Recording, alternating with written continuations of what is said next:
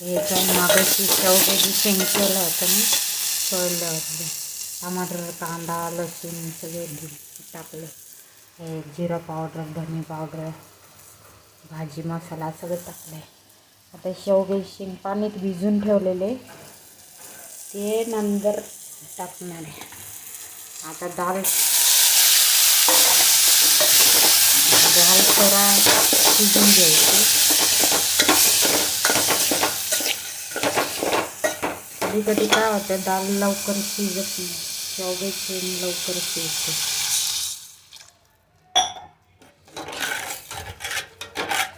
डाळ शिजून द्यायची नंतर 1 तासभर, मग शेवग्याची शेंग टाकायची. शेवग्याची शेंग लवकर शिजते.